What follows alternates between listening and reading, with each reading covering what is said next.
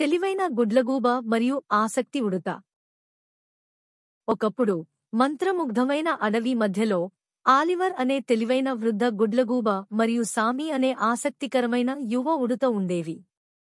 Oliver తన తెలివికి అడవి అంతటా ప్రసిద్ధి చెందాడు మరియు సామి అతనిని ఎంతో మెచ్చుకున్నాడు.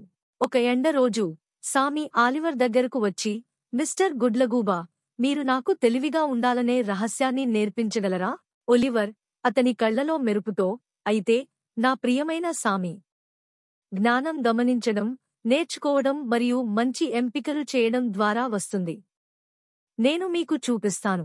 ప్రకృతి యొక్క సున్నితమైన సమతుల్యతను మరియు ప్రతి జీవి పాత్ర యొక్క ప్రాముఖ్యతను ఎత్తి చూపుతూ ఆలివర్ సమ్మీని అడవి గుండా ప్రయాణించాడు. అతను సామీకి ఆకుల శబ్దం మరియు పక్షుల పాట వినడం, గాలి భాష మరియు ప్రవాహం యొక్క గుసగుసలను అర్థం చేసుకోవడం నేర్పించాడు. వారు నడుచుకుంటూ వెళుతుండగా తమ ఆహారాన్ని మోసుకెళ్లేందుకు కష్టపడుతున్న చీమల కుటుంబాన్ని చూశారు. సామి ఎల్లప్పుడూ ఆసక్తిగా, మిస్టర్ గుడ్లగూబ, మీరు వారికి ఎందుకు సహాయం చేయకూడదు? వారికి సహాయం కావాలి అని అడిగాడు. ఆలివర్ నవ్వి, సామి, వివేకం అంటే అన్నీ మీరే చేయడం మాత్రమే కాదు, ఎప్పుడు సహాయం చేయాలో తెలుసుకోవడం కూడా అంతే. అతను కొనసాగించాడు, చీమలకు సహాయం చేద్దాం, కానీ గుర్తుంచుకోండి, ఎప్పుడు నటించాలి మరియు ఎప్పుడు ఇతరులు తమంతటా తాము నేర్చుకుని ఎదగాలి అనే విషయాన్ని అర్థం చేసుకోవడంలో నిజమైన జ్ఞానం ఉంది. కాబట్టి వారు మొత్తం పనిని చేపట్టకుండా చీమలకు మెల్లగా సహాయం చేశారు.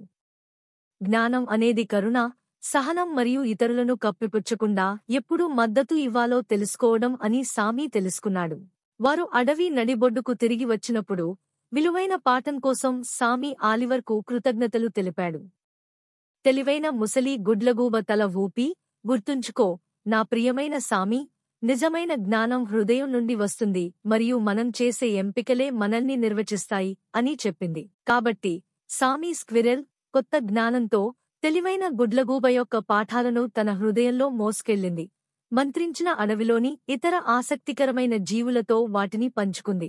కథ యొక్క నైతికత ఏమిటంటే, జ్ఞానం అనేది కేవలం జ్ఞానానికి సంబంధించినది కాదు, ఇది ఆలోచనాత్మక ఎంపికలు చేయడం మరియు దయ మరియు అవగాహనతో ఇతరులకు సహాయం చేయడం.